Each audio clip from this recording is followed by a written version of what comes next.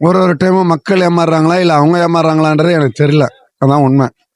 என்னை பொறுத்தவரை என்ன கேட்டிங்கன்னா, ஒரு சிலர் இருக்காங்க, ஒரு 3-4 பேரை சொல்லலாம். பட் அவங்களோட இது என்னன்றது எனக்கு தெரியல.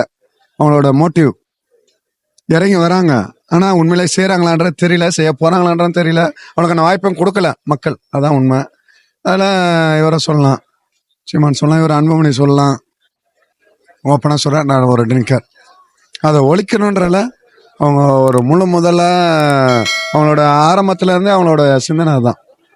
அதை இருக்கக்கூடாது, செய்யக்கூடாது, பண்ணக்கூடாதுன்ட்டு அவர் ஐயாவும் சரி அந்த இது பேஸ். இப்போ அன்புமணி சாரும் திருமாவளவன் சார் இருக்காங்கல்ல, ரெண்டு பேருமே வந்து இப்போ மாறி மாறி டிஎம்கே ஏடிஎம்கே மாறி மாறி கூட்டணி தானே வைக்கிறாங்க. இவங்க தனிச்சே வரமாட்டாங்க, அதுக்கு என்ன காரணமா இருக்கும்னு நினைக்கிறீங்க? இருந்து அதை தான், அது வந்து இந்த அடிமட்ட துணர்களோட விருப்பமா என்னன்னு தெரியல, அது உண்மை.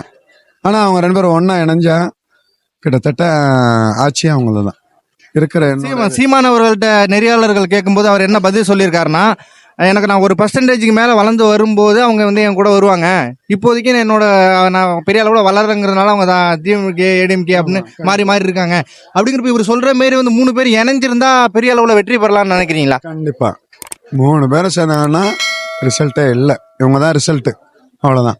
அந்தளவுக்கு 3 பேருக்கான இதே வேல்யூ வேறு. நிறையா கவனிச்சிருக்கேன், நிறையா அரசியல் தெரியும், நிறையா படிக்கிறேன். ஒரு நாளைக்கு 4 மணி நேரம் லைப்ரரியில் இருப்பேன். ஓப்பனாக சொல்கிறேன், இந்த கடவுளை பற்றிலாம் நிறையா பேசினார். அது திராவிட கழகத்தில் இருந்த போது தானே பேசினார்.